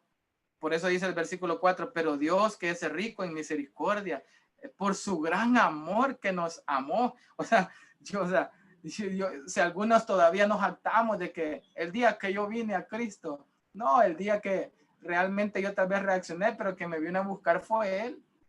Quien vino a morir por mí fue Él. Quien entregó su vida fue Él. Quien me llamó por medio de la predicación del evangelio fue Él. Si no hubiera escuchado el evangelio, pues no hubiera tenido la oportunidad de poder reaccionar tal vez a ese llamado que Dios me hacía. O sea, cuando yo llego al final de mis días, de mis tiempos, ¿verdad? Cuando yo tengo una madurez espiritual, puedo decir, ¿de dónde Dios me sacó? ¿De dónde yo vengo? ¿Y cómo yo le voy a fallar? ¿Cómo yo le voy a querer fallar? Fallo, sí, sigo fallando, sí, pero yo no le quiero fallar, yo no le quiero dañar, yo no quiero hacer lo contrario, ese es el detalle. Entonces, yo no entiendo, mi hermano Salvador, lo que yo era anteriormente, yo voy a tener problemas. Yo voy a menospreciar la gracia. Yo no voy a entender la gracia y mucho menos, ¿verdad? Voy a estar agradecido por ese regalo que Dios me ha dado. Dice el versículo 5, aún estando nosotros muertos en pecado, nos dio vida juntamente con Cristo, por gracia soy salvo. Entonces hay que entender el contexto, ¿verdad? Y otros artículos, versículos que puede usted pues también conocer, ¿verdad? Juan 3:16, ¿verdad? Son pasajes que en el idioma original, cuando usted lo lee y lo estudia, lo escudriña, va a entender tanto es el amor de Dios, la misericordia de Dios que nos dio vida, que nos rescató, que nos hizo nueva criatura, de acuerdo a 2 Corintios 5:17, de modo que si alguno está en Cristo, todo eso, hermano, encierra la gracia. Pero muchos creen que solo porque nosotros hasta nos damos el taco, perdónenme, el día que yo vine a Cristo, que yo recibí, no, bebiera, que yo, hasta nos jactamos, pues, si nosotros deberíamos de ser lo más sumisos, humildes, sencillos, reconocedores que no somos nada, hermanos, que por la gracia de Dios nos ha puesto a pastorear, ¿verdad? Un ministerio. No sé si logro un poquito, Amén. tal vez, explicarle, hermano. Sí, ahora bien, entiendo por lo que me ha dicho de que el punto es fe, ¿cierto? Sí, o sea, el medio es la fe. Y la fe es creer. Y ojo con esto que le voy a decir, hermano Salvador. Esta es la parte tal vez que no le dije. Cuando dice Juan 3:16, para que todo aquel que en él cree, esa palabra, usted la busca en el griego, es homologueo, si no me equivoco. Y esa palabra cree es ese homologueo, la salvación. Ese homologueo significa ir de un punto de partida a un punto final. El que cree o sea, está desde el momento que usted recibe a Cristo hasta el momento que viene Cristo por nosotros o nosotros morimos físicamente. O sea, quiérase o no, nosotros estamos perseverando. Se oye mal el término, no me gusta utilizarlo porque esto es mal interpretado también. Pero realmente nosotros, el estar en Cristo, el estar creyendo, eso no es que yo creí en 1900 ayer, sino que yo creí ayer, yo creo hoy y seguiré creyendo mañana de aquí a una hora. Y ese homologueo significa que la salvación va obrando en nuestra vida, o sea, nos va acompañando. Estudien en el griego esa parte, en ese estudio, tal vez en cualquier diccionario de la palabra, y le va a decir que es algo que le va acompañando, va a la par suya, al lado de, o sea que usted la va llevando la salvación. No es que fue un acto único, sino que usted va acompañando todo ese proceso. Eso es todo aquel que en él cree, y eso es la fe. La fe es creer, pero la fe es creer hoy, mañana y siempre, hermano, siempre. Ese es el detalle. O sea, el medio para poder salvarse es la fe. El medio para poder salvarse en el Antiguo Testamento fue la fe también, porque ellos creían que al hacer ese sacrificio único una vez al año, los pecados eran cubiertos. Pero el que no creía bien pudo haber dicho, no, hombre, es tan bayunco, es una poesía, es un cuento, una fábula. Entonces, siempre ha sido, el medio ha sido la fe, siempre ha sido por gracia, ya, el método de Dios, la forma de hacerlo, siempre ha sido. Entonces, eso es importantísimo. Estamos ahí, hermano Salvador, para entrar de esa forma que me lo he dicho ahora, lo veo que no es tan fácil, no es así como se piensa. Sino es que más bien es a través de algo que requiere un esfuerzo, es decir, como que hay que ocasionar un proceso de conversión, porque si el verso dice, porque por gracia soy salvo por medio de la fe, o sea que si no existe ese conducto por medio, entonces no hay salvación. Lo que pasa es que si yo no tengo fe, entonces yo he hecho una profesión pública, allá, no es una conversión. Una cosa son las profesiones públicas que la gente hace en la calle cuando usted y yo andamos evangelizando, y otra cosa es la conversión genuina, cuando hay personas que para quitarse de encima al que está evangelizando, pues le dice, ¿verdad? Que sí, vamos a hacer la oración, pero no pasa nada en su vida. O sea, termina de hacer la oración y nomás da la vuelta a usted y se sube al microbús, ya estaba con las malas palabras, ya está ultrajando al conductor. No, hay un cambio de actitud, hay un cambio, y ese es la metanoía, o el arrepentimiento, es un cambio. Y cuando habla de cambio es yo me vuelvo hacia Dios, y eso habla el libro de Hechos en el capítulo 20, los dos ingredientes que deben de haber en un cristiano verdadero, genuino, un hijo de Dios, es un arrepentimiento y una fe en Cristo Jesús. Y arrepentimiento significa dejar el mundo y volverme a Dios, y o sea, la fe significa creer en ese autor y consumador de la fe, creer en Jesús, porque la gente puede volverse a Dios y decir, no, hombre, aquí Dios es grande, mira los cielos, mira la creación, tremendo, va. Sí, pero la fe en Jesucristo, eso es lo que me da salvación. Eso es, ¿verdad? Eso es creer. Eso es lo que me hace a mí, pues, ser salvo plenamente, y eso va a hacer que es que las obras me salven, ya, porque ninguna obra puede salvarle, sino que las obras vienen producto a consecuencia de que yo he nacido de nuevo, que yo he entregado mi vida a Cristo Jesús. A ver, hermano Roger Avilés, ahí está queriendo opinar algo. Sí, amén. Quería solo medio aportar un poquito con lo que usted decía, ¿verdad? El que cree, gramaticalmente está en un presente continuo perfecto, que significa que es todos los días, creer todos los días, tener fe todos los días y mantenerse constante, ¿verdad? Todos los días. En cambio, a eso de que dice el arrepentimiento, exacto, es arrepentimiento. Lo que pasa es que muchos... Hola. Se te oye cortado. ¿Y ahora? ¿Ahora? Ajá, así. ¿Se me oye bien ahora, pastor? Sí, sí. Hola. Sí. Vaya, Sí, le decía de que gramaticalmente está en un presente continuo perfecto, ¿verdad? El creer. Ahora bien, el arrepentimiento, lo que pasa es que muchos llegamos a un remordimiento y no arrepentimiento, porque el remordimiento es, lo hice, me duele, pero lo vuelvo a hacer. En cambio, un arrepentimiento es, ya jamás lo voy a volver a hacer. Es el error que cometí. Entonces, cuando hay un arrepentimiento genuino, cuando hay una conversión total, entonces esto de las obras creo que es, y llegamos al tema de la santificación, que es el agradecimiento por la salvación que Cristo nos dio en la cruz del Calvario, ¿verdad? Que ya son las obras, es parte del agradecimiento. No es porque, ya no es, como decía usted, no es que seamos salvos por las obras, pero es parte del agradecimiento, que estamos agradecidos que por la gracia somos salvos, que aún no mereciéndolo, Cristo murió en la cruz del Calvario por cada uno de nosotros y resucitó al tercer día. Entonces, ahí es donde empieza la santificación, que todos cometemos errores todos los días, sí, pero tratamos de no hacerlo, en agradecimiento a esa sangre preciosa que se derramó ahí en la cruz, creo yo.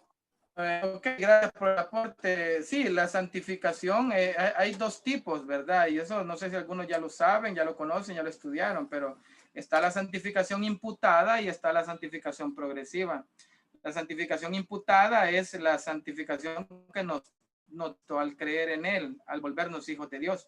Esa es imputada, esa es automática. Y por eso es que dice que sin santidad nadie verá al Señor, es porque si no hubiese sido imputada, nosotros no pudiéramos entrar al lugar santísimo. Entonces esa santificación fue imputada. La otra santificación es la progresiva, es la que usted y yo buscamos, anhelamos, ¿verdad? Después de haber recibido a Cristo, usted, el mismo Espíritu Santo que mora en mí, me dice, no es correcto lo que estás haciendo. Mira, tenés dos novias, hombre, tenés dos hipotas, hombre, mira, tenés tu esposa en la casa, deja de andarle acotejando a la muchacha secretaria ahí en el trabajo, deja de mandarle mensajitos en la noche, deja de escribir ahí por Messenger, ¿verdad? Rompe esas amistades, que no, o sea, el Espíritu me dice, pero si yo hago caso omiso, quizás yo ni siquiera soy cristiano, ¿verdad? Ni siquiera he nacido de nuevo. Entonces la cosa es que Santiago no nos gusta muchas veces porque Santiago es pedrada, Santiago es duro, ¿verdad?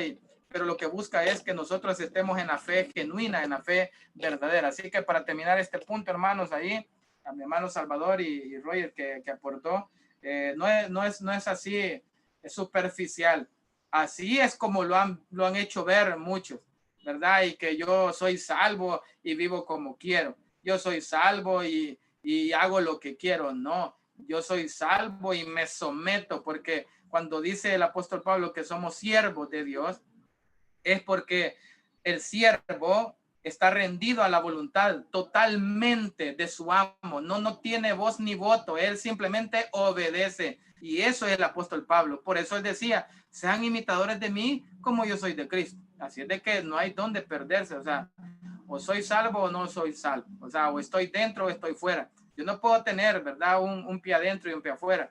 O soy del diablo, ¿verdad? O soy de Cristo. No, o estoy en el cielo, ya no se ha manifestado, pero ya soy parte de él, o estoy en el infierno, ¿verdad? O estoy en el castigo eterno, o estoy en el mundo. Así que para mí, mi forma de ver el evangelio es así, ¿verdad? Pero yo cuando veo personas que se quieren excusar que nadie es perfecto y simple y sencillamente que no quieren esforzarse, yo digo, a saber, yo me pregunto a saber si ha nacido de nuevo. Al final, pues, yo no voy a rendir cuentas, ¿verdad? De todo, ¿verdad? Cada quien dará su cuenta, ¿verdad?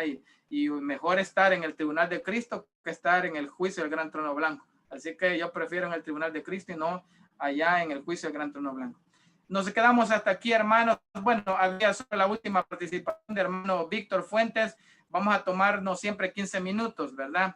Víctor tenía ahí, levantó la mano y con ese comentario nos vamos a despedir de esta primera parte para entrar después de 15 minutos cuando termine mi hermano Víctor. Dígame, hermano Víctor. Yo creo, pastor, de que un claro ejemplo donde podemos ver de que realmente nosotros no éramos merecedores de la gracia es con, por decirlo así, ¿verdad? Con este versículo que muchas veces lo llamamos trillado, pero es tan real, que es Romanos capítulo 3, versículo 23, cuando dice que por cuanto todos pecaron estamos destituidos de la gloria de Dios.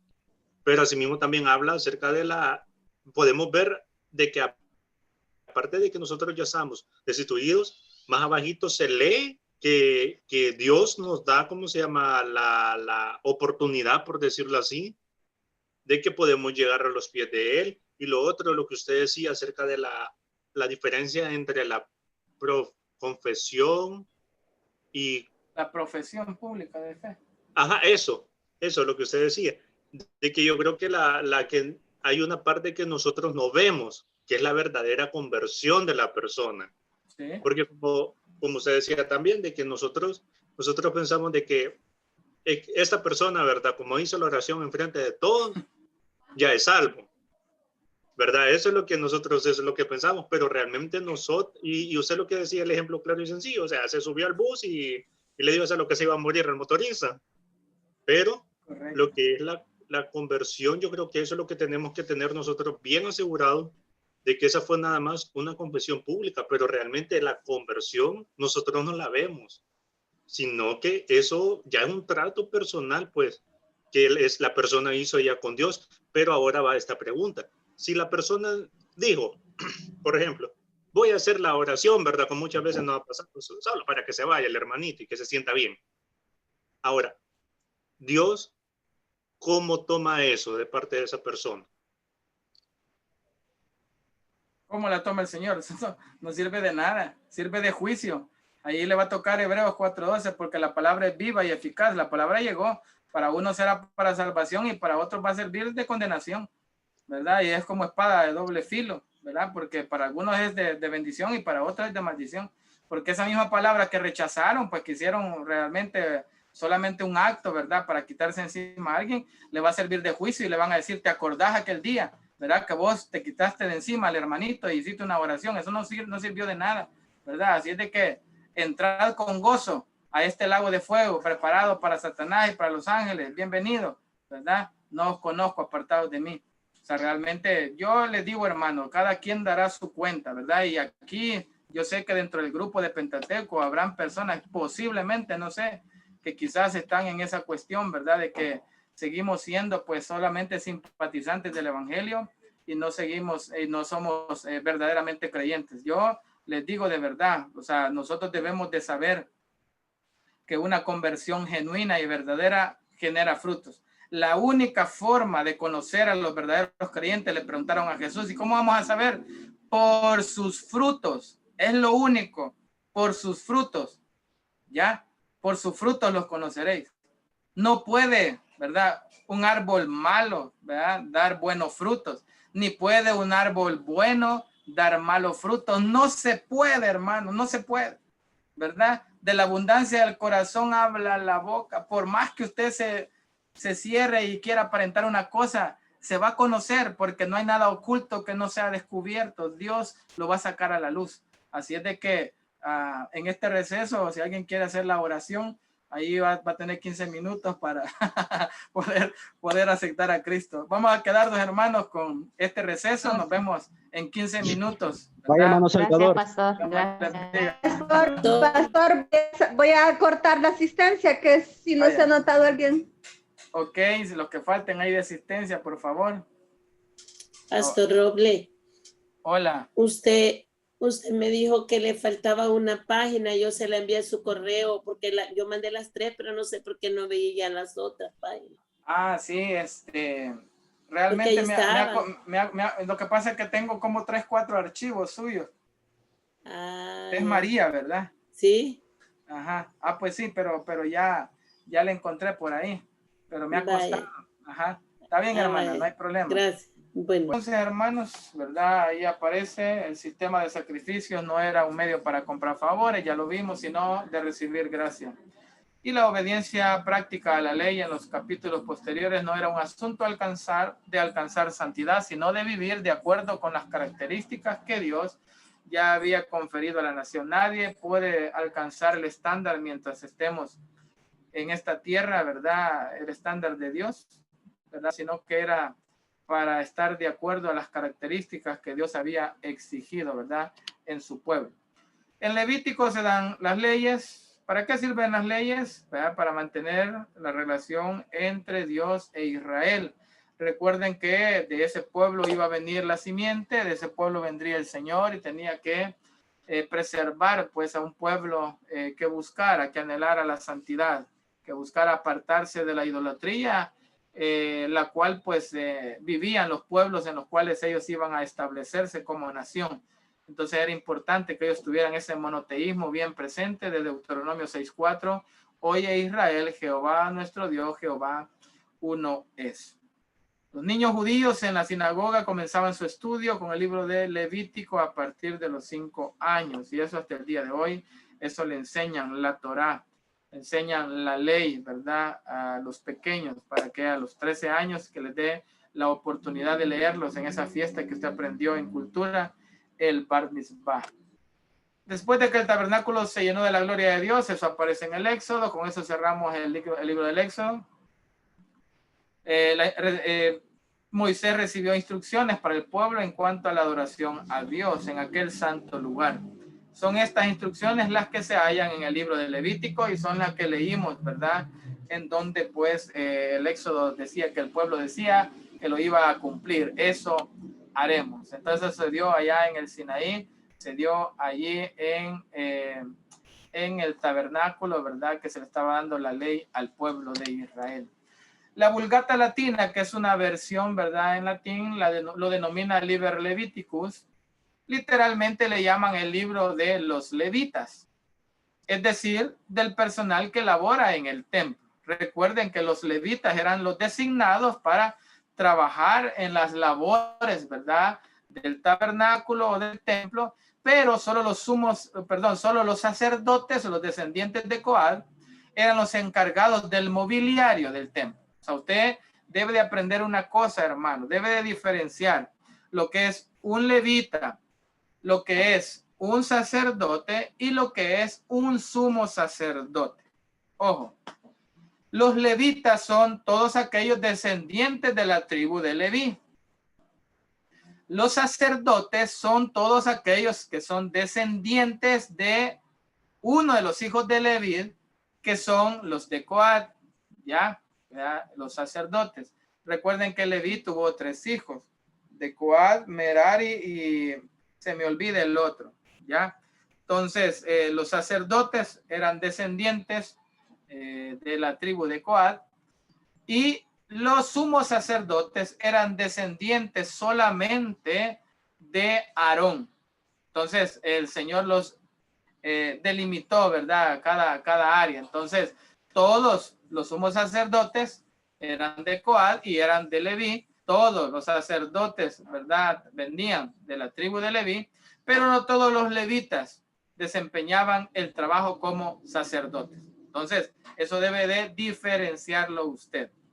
Entonces, cuando dice que es literalmente significa libro de los levitas, es decir, del personal que labora en el templo. Lo curioso es que los levitas se mencionan solo incidentalmente en el libro, en el pasaje de 25, ¿verdad? El capítulo 25, 32 al 33. Entonces, ellos le han dado el nombre de los levitas o el libro de los levitas, pero realmente es un libro sacerdotal, es un libro que habla de la santidad, un libro que habla de sacrificios, un libro que habla, ¿verdad?, del sumo sacerdote, de cómo se ofrecían, ¿no?, en el templo, ¿verdad? Y incidentalmente, pues, ¿verdad?, los menciona a los levitas, ¿verdad? Así que en ese nombre que le han dado a ellos, pues, creo que no es el más recomendable. Levítico en hebreo es y él habló.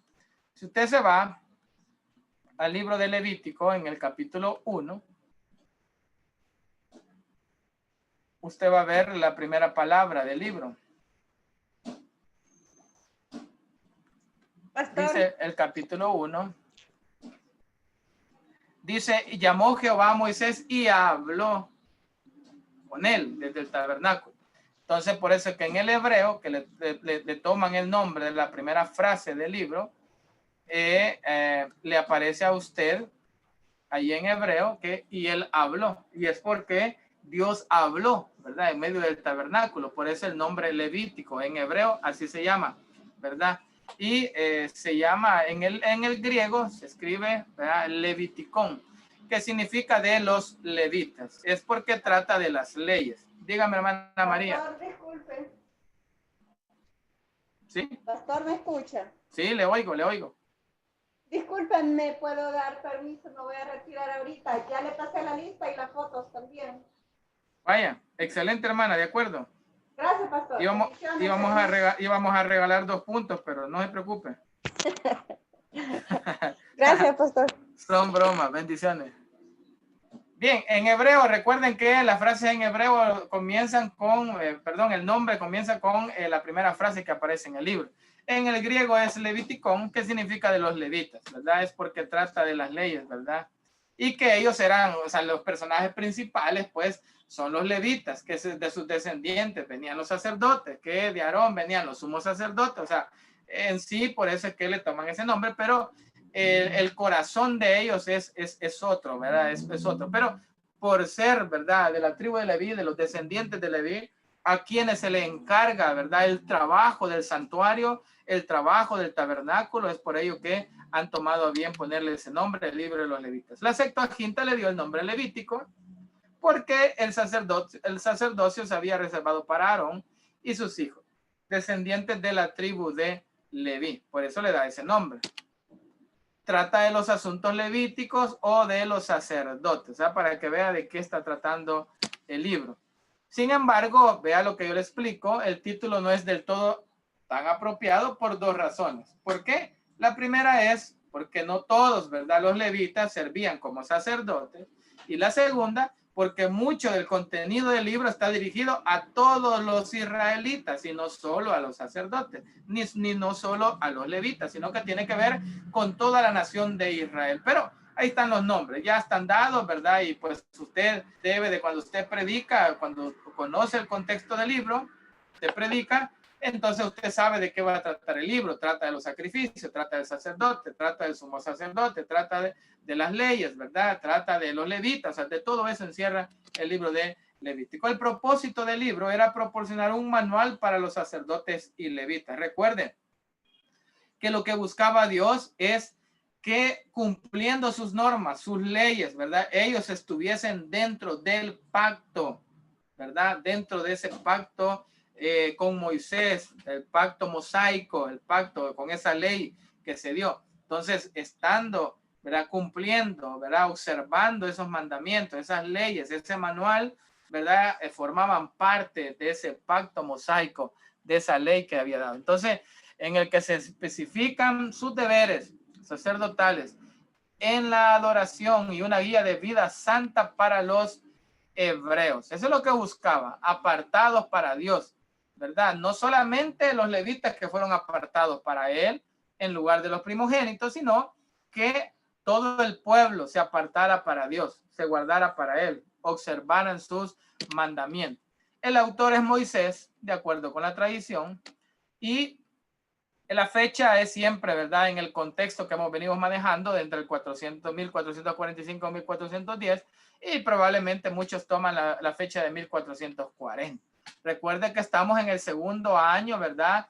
De la posesión, ¿verdad? O la posición de Israel en el desierto, allá en el Sinaí. Ahí se le dio la ley, ¿verdad? El marco histórico. Esto se da al pie del monte Sinaí. Dios está enseñando a los israelitas, ¿verdad? Cómo vivir como pueblo santo, ¿verdad? No vivir como los pueblos idólatras, no vivir como los egipcios. Entonces, Dios está buscando enseñarle al pueblo cómo vivir apartado para ese Dios único, verdadero, ese Dios que les sacó con mano poderosa de Egipto. Les dio los 10 mandamientos y otras leyes, ¿verdad? Construyeron el tabernáculo para adorar a Dios. Ya Dios dio la forma de cómo acercarse a él. Entonces es el marco histórico. Están en el Sinaí, están al pie del monte del Sinaí, ¿verdad? Están todos los israelitas siendo instruidos para que pudiesen ser un pueblo santo, como vimos allá en Pedro 2:9, como en la iglesia. Entonces, ¿para qué sirve, verdad? ¿Para qué sirve el Antiguo Testamento hoy en el Nuevo Testamento? Para que Dios quería apartar a Israel como su pueblo, como su nación, e Israel como pueblo era hijo de Dios, como nación era hijo de Dios. Pero nosotros, de acuerdo a Juan 1:12, individualmente somos hijos de Dios, individualmente. Pero Israel como pueblo, como nación, era hijo de Dios. Nosotros, ¿verdad? Somos individuales. Entonces significa que lo que aplicaba para Israel, nosotros como iglesia también aplica. Debemos de apartarnos para Dios, debemos de buscar la santidad para con Dios, debemos de buscar cumplir sus leyes, sus estatutos, sus mandamientos. La ley de Moisés, no, la ley del Señor, la ley de Cristo, la que ha dejado en el Nuevo Testamento, que incluye obviamente la ley del Antiguo Testamento, ¿verdad? Que la resumió, no es que abolió la ley, no es que derogó la ley, no es que vino a decir eso no sirve, no. La ley, dice la Escritura en Romanos, fue nuestro ayo, fue el espejo, fue una forma de decirnos a nosotros: usted es pecador, usted no puede alcanzar la salvación, usted no puede acercarse a Dios, usted no puede obtener nada, el favor de Dios, todo es por su gracia. Pero mire, aquí está el espejo, mire, la ley le muestra a usted que es malo, usted es perverso, usted es dañino, usted no puede hacer nada bueno. ¿Por qué me llamáis bueno?, dijo Jesús, si no hay nadie bueno en este mundo, nadie, por muy buenas obras que puede hacer, no hay ninguno. Ni usted, ni yo, ni el pastor más grande que usted puede tener un gran estima. No, nadie, no hay nadie. Solo es por la gracia de Dios. Pero Dios manda que nos apartemos de este mundo perverso, malvado, ¿verdad? Que somos nación santa, ¿verdad? Pueblo adquirido por Dios, real sacerdocio. Entonces, en el Antiguo Testamento dio para que el pueblo de Israel se apartase de toda idolatría. En el Nuevo Testamento nosotros dice, tenemos que ser apartados nosotros también para Él. Busquemos la santidad, apartarnos para Él. Entonces, había un tabernáculo que era para el lugar donde Dios escogió, iba a morar, ¿verdad? Iba a estar su presencia para que le adorara el pueblo. Características particulares de este libro: la palabra santidad, mire, oiga esto, se menciona más veces que en cualquier otro libro de la Biblia.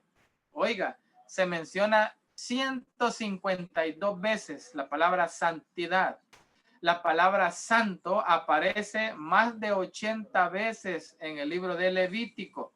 Es por eso que yo enseño, ¿verdad?, que el tema central de este libro es la santidad a Jehová, porque las palabras clave son santidad, santo, ofrenda, sacrificio, que sirven para acercarnos, ¿verdad?, a Dios, a ese Dios santo. Y la única forma de acercarnos era de acuerdo al procedimiento que él había establecido, no de acuerdo a mi pensamiento. Pero como el pueblo se volvió religioso después de entrar a Canaán, tiene que preguntarle en tiempos de Samuel: ¿se complace Jehová tanto en los sacrificios, en los holocaustos, como en el que se obedezca la palabra del Señor? Ciertamente, dijo el profeta Samuel, mejor es el obedecer que los sacrificios.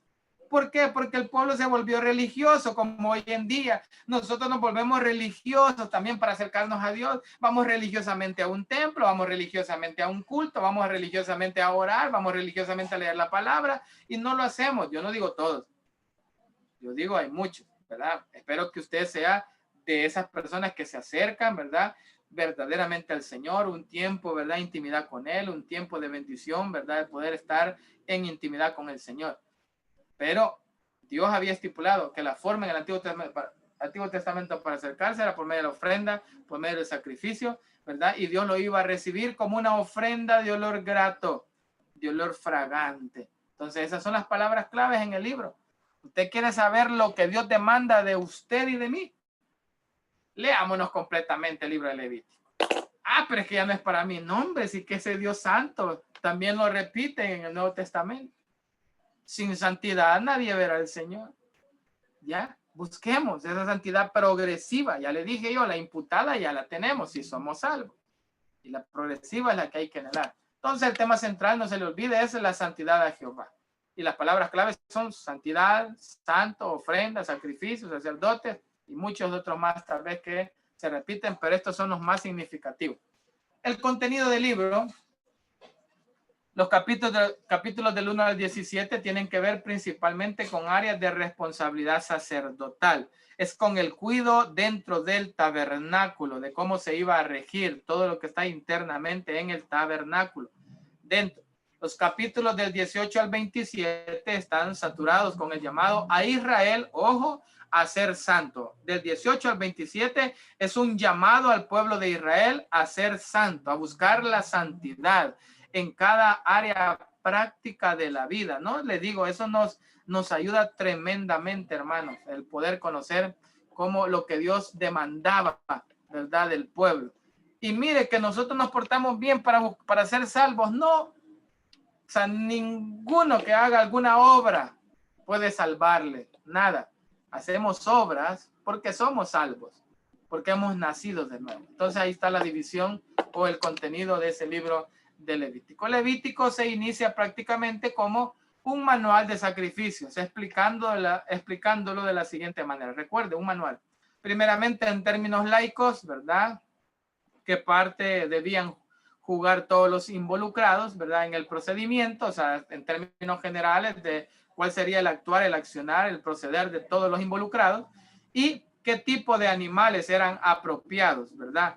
Qué tipo de animales eran apropiados para ciertos propósitos y qué debía hacerse con ellos, etc. Después presenta algunas normas adicionales para beneficio de los sacerdotes. Entonces, eso primeramente, pues todos los involucrados, ¿verdad?, en ese procedimiento, para ellos era la primera parte o los primeros términos, ¿verdad?, cómo se practicaba, ¿verdad?, ese manual de los sacrificios. Y luego el qué tipo de animales. Uno era referente entonces el primero con las personas, los que estaban, los agentes involucrados, y en segundo lugar el tipo de ofrenda o el tipo de animales o qué es lo que Dios había dejado estipulado, ¿verdad?, para poder acercarse a él, ¿verdad?, con ofrendas, con sacrificios, ¿verdad?, con oblaciones, con qué sé yo, con votos, con agradecimientos y todo el proceder. También la narración de la ordenación de los sacerdotes quienes llevarían a cabo esos sacrificios, ¿verdad? Pero los sacerdotes tenían otras tareas, principalmente la responsabilidad de enseñar a los israelitas ordinarios la distinción entre lo santo y lo común, y entre lo impío y lo inmundo. Mire, ojo con esto. Los sacerdotes eran los encargados de enseñar, ¿verdad?, al pueblo, tenían la responsabilidad, porque se creía que eran ellos los que conocían la ley de Dios más a profundidad, los que conocían el procedimiento, qué es lo que Dios quería, qué es lo que Dios demandaba. Entonces tenían que enseñar. Por ello, en el libro de Miqueas, si no me equivoco, en el capítulo 3, versículo 9 al 12, por ahí así en Miqueas, aparece que estos sacerdotes hacían sus prácticas por dinero, ¿verdad? El profeta Miqueas le está hablando tanto al pueblo de Israel del norte como al pueblo de Israel del sur, tanto a Samaria como a la casa de Judá, de que ustedes han pervertido todo, que los gobernadores, a cuenta de que les den dinero, ¿verdad? Tienen acepción de personas. Los sacerdotes, a cuenta que el que da más billete o el que ofrenda más o el que bendice más al sumo sacerdote, a ese, ¿verdad?, es que oran por él, que interceden por él, ¿verdad?, que lo tienen de la mano. Y por último, Miqueas reprende a los profetas, que les dice que ustedes profetizan, hablan del futuro a alguien, pero solo aquel que les da el dinero a conveniencia. Eso es lo que está reprendiendo el profeta, o sea, Dios por medio del profeta Miqueas a su pueblo. Entonces, ¿qué es lo que sucede? Que lo que sucede es que Dios había dejado al sacerdote o los sacerdotes para que enseñaran al pueblo cómo acercarse a él, cómo acercarse a Dios, ¿verdad? Pero se habían pervertido, ¿verdad? Y allí pues ellos habían hecho a su conveniencia. Prueba de ello es lo que le acabo de comentar y lo de Elí, que alguien dio ahí algún su comentario también. Ya le doy la palabra, hermano Salvador, solo termino con esta diapositiva. Y cuarto, continúa estableciendo un sinnúmero de responsabilidades personales, familiares, sociales y económicas, todas diseñadas para capacitar a Israel a mantener esa distinción nacional, esa santidad, ¿verdad? Puede ser que todavía nosotros nos dicen, uy, este se cree santulón, ¿verdad? Cuando usted ya ora para comer, cuando canta, cuando usted lee la palabra, ya es santulón, ya se cree espiritual, ¿verdad? Y siempre, ¿verdad? Pero eso es lo que Dios busca, mantener a Israel capacitado, ¿verdad? Para que sea distinto a todas las demás naciones. Quinto, al final del libro, uno de los asuntos principales tiene que ver con las finanzas en relación con la tierra y las propiedades. Ahí hay algunos aspectos que tal vez los vamos a mencionar, ¿verdad? Dando así un vistazo al futuro mientras el lector llega a Números y Deuteronomio. Recuerde que Dios le había dicho, ¿verdad? Que ahí aparece la ley del levirato y un montón de aspectos que se pueden ir entendiendo. Entonces, la importancia del libro Levítico es importante por sus claras enseñanzas en cuanto a tres verdades espirituales fundamentales: expiación, sacrificio y santidad. Tres aspectos fundamentales en el libro: expiación, sacrificio y santidad. Y ahí aparece la explicación de cada uno de ellos. Vamos a quedarnos hasta aquí. Ahí lo leen en casita, solo faltaban unas 5 diapositivas donde explica lo que es la expiación, capítulo 16 de Levítico, lo que es el sacrificio, ¿verdad? Cómo la forma, el procedimiento, los manuales, y también lo que representaba, lo que simbolizaba, y finalmente la santidad, que esta palabra en Levítico es que Dios demanda absoluta obediencia a su pueblo. La palabra en esencia quiere decir separación del mundo, separación de todo aquello que está en contra de la voluntad de Dios. Bien, ahí estaba el material, ¿verdad? Material 9, para que usted lo haya descargado y lo tenga ahí. Vamos a terminar con esta pregunta, mi hermano, o quiere comentar algo, mi hermano Salvador. Adelante, hermano. Una pregunta, maestro. Dígame. En relación a la palabra que mencionó, acepción. Yo he escuchado esa palabra en público y la he leído en la Biblia un par de veces. Esta pregunta quisiera que me lo dijera así, sin anestesia. Nuestro Señor Jesucristo hace acepción de personas, teniendo en cuenta de que la Biblia nos habla de un Dios justo, no de un Dios bueno, de un Dios malo, porque cuando algo me sucede y es favorable para mí, entonces digo, Dios es bueno, pero cuando le sucede algo malo, a alguien que me ha hecho algo malo a mí, digo también Dios es bueno, pero ¿para qué él ha sido malo?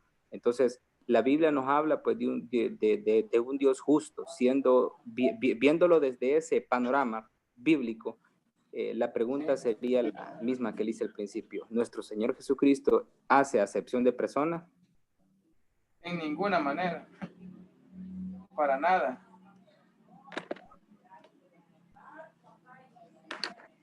El Señor Jesús dará el pago al hombre según sus obras.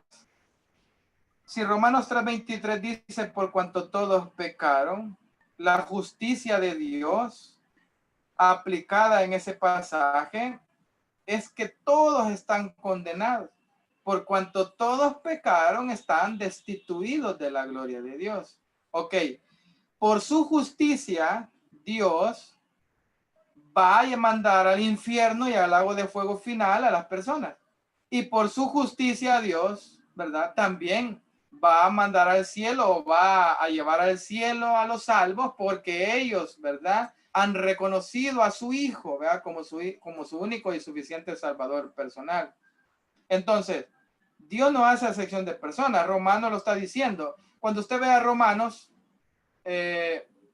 voy a sacar esta porción de Romanos. Yo di Romanos el ciclo pasado.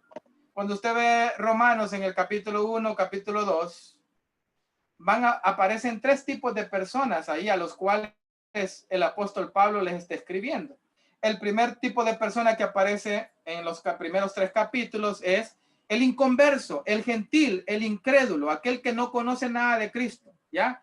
Que cambiaron, ¿verdad?, el uso natural de la mujer, ¿verdad? Y ese no conoce, ese está perdido, ese es el mundano, es aquel que, vamos, deliberadamente troza, mata, roba, miente, ese no conoce a Dios. El segundo son aquellos que se creían que eran judíos, pero se creían moralmente buenos. Y que por ser buenos, creían que ellos pues no eran como los incrédulos, no eran como los gentiles, eran judíos, pero creían que por ser buenos, hacer buenas obras, ellos podían alcanzar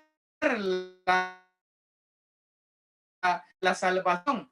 Entonces, judíos se creían buenos y por eso creían que podían alcanzar la salvación. El tercer grupo de personas que aparecen en Romanos eran simplemente judíos que creían que solamente por ser partícipes de tener a Abraham por padre, de ser parte de los judaizantes, de ser parte de esa raza judía, ellos eran los máximos, ¿verdad? Y que ya tenían ganado todo. Allí en ese contexto aparece: por cuanto todos pecaron, están destituidos. Aquí no hay incrédulo gentil, aquí no hay judío bueno, aquí no hay judío descendiente de Abraham. No, papá, todos son pecadores y por tanto están destituidos. Y entonces yo los voy a mandar al infierno si no se arrepienten. Dicen después, entonces en Romanos y los capítulos posteriores.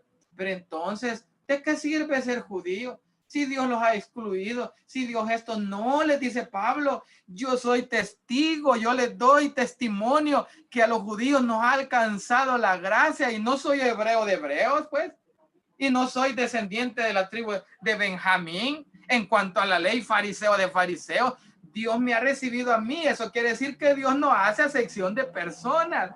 Dios recibe a todo aquel que quiera, al inconverso para que venga Cristo, al que se cree bueno moralmente para que también porque necesita venir a Cristo porque sus obras no le van a salvar, y aquel que cree que es descendiente de Abraham y por ser judío, pues como hasta el día de hoy, solo ser descendiente de Abraham y ser judío se cree en la gran raza. Pero si el judío muere hoy sin Cristo, se va al infierno. Entonces Dios no hace excepción de personas. La oportunidad es para todos. El evangelio se predica para todos, ¿verdad? Pero uno voluntariamente decide rechazar o decide recibir a Cristo.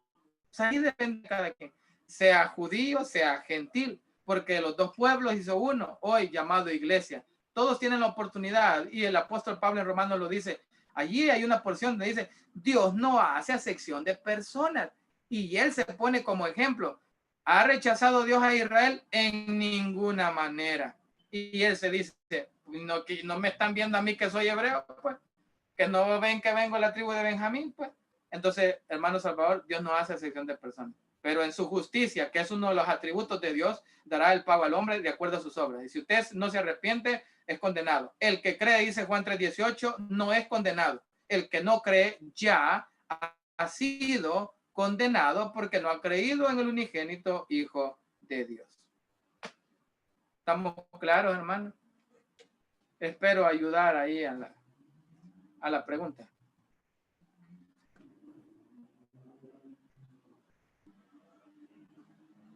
¿Se escuchó o no escuchó el hermano Salvador? Sí, va. ¿Estamos claros ahí, hermano Salvador? No tiene audio, quizá. Sí, claro. Muchas gracias, maestro. Ok, hermanos. Mire, hermanos, aprovechando solo un comentario. Aquí cerramos la clase. Cuando usted me escucha hablar así un poco fuerte, tal vez, ¿verdad? Para algunos resultará quizá golpeado. No es que yo me moleste o que yo me enoje, porque a mí me quedó un sentimiento la vez anterior que alguien podía pensar que tal vez yo estaba contestando una pregunta de una forma muy violenta o brusca. Así es mi voz, así es mi forma de hablar. Y así es mi predicación también. En la iglesia, o sea, todos me conocen, ¿verdad? Y aquí hay algunos que me conocen también. Ahí está Maldonado, que tal vez nunca me vio predicar ahí en Merliot, pero sé que, digo, Elías Maldonado me conoce, Ana Maldonado, ahí está Edgardo Trujillo, hay los que me han visto predicar. Amén, entonces, amén. Entonces, ese es mi estilo, o sea, es mi voz, no estoy ni enojado, no estoy ni molesto, ¿verdad? Para nada, sino que es mi forma de ver el evangelio y es mi forma de sentir el evangelio y es mi forma de predicar, ¿verdad? Pero en ningún momento, pues, ¿verdad? Yo me molesto o le estoy gritando a la persona, no. esa es mi voz. Aquí mi esposa me regaña, me dice, mira, ¿y por qué hablas tan duro? Y estás dando una clase, estás con audífonos. Así es de que ahí le digo ahí, cuando ustedes me oigan hablar así, es porque así soy yo, ¿verdad? No soy suave, como decimos, ¿verdad? Hay otros que hablan diferente, pues cada quien tiene su propio estilo. Usted tendrá el suyo propio también en su manera de exponer la palabra del Señor. Eso no le hace ni más grande, ni más pequeño, ni más poderoso, ni menos. No, eso exponer la palabra del Señor es la forma, es su propio estilo. Y en homilética, cuando usted lo lleve, usted no debe de imitar a ningún tipo de predicador, ¿verdad? Como muchos tratan de imitar, hasta su forma de hablar, hasta las ilustraciones mismas, ¿verdad? Aparecen en los mismos púlpitos. Así que solo ese es un pequeño comentario. Bien, vamos a orar para despedirnos, ¿verdad? Y aprovechando ahí, vamos a pedirle ahí a mi hermana Merlin Grisel Ibáñez, ¿verdad? Por si está por ahí, para que nos lleve en palabras de oración. Y nos vemos la próxima semana. Si tienen alguna pregunta también en relación a sus notas, pues con gusto, hermanos. Pero he tratado, como les repito, de apoyarle, ayudar y no ser de tropiezo también en su llamado al ministerio. ¿Sí está, ¿Oramos? Merlin? Aquí estoy, Oramos, pastor. hermano. Amén. Oremos. Bendito Padre, decimos gracias, Señor, por la misericordia que has tenido en nuestras vidas y el llamado que has hecho a nosotros. Gracias, Padre, por darnos la oportunidad de poder aprender más y crecer en tu palabra. Te pedimos, amado Rey, que tu Espíritu Santo pueda ministrar nuestras vidas, que sigas bendiciendo al pastor, Señor, y lo que nos enseñe, que pongas en él cada día, Señor, el hablar de ti, el predicar de tu palabra, el enseñarnos cada vez más un poco, Señor, de lo que nosotros necesitamos. Sabemos que todo lo encontramos en la Biblia, Padre, pero necesitamos quien nos ayude a entenderlo y quien nos explique, y por eso te pedimos una doble bendición para el pastor. Bendice a mis hermanos que están en esta noche, porque un día van a estar en ese mismo lugar, enseñándole a otros, predicando tu palabra y bendiciendo a otros que tienen necesidad. Quédate con nosotros, Padre, ayúdanos a salir de esto lo mejor posible, que podamos obtener las mejores calificaciones, y sobre todo, Señor, que lo que aprendamos acá lo podamos poner en práctica para tu ministerio y tu servicio. Cuida, Señor, ayúdanos a ser cada día mejor. En el nombre del Padre, del Hijo y del Espíritu Santo, te pedimos que te quedes con nosotros. Amén y amén. Amén. Dios me les bendiga, hermanos. Amén. Gracias. Amén, amén. Adiós.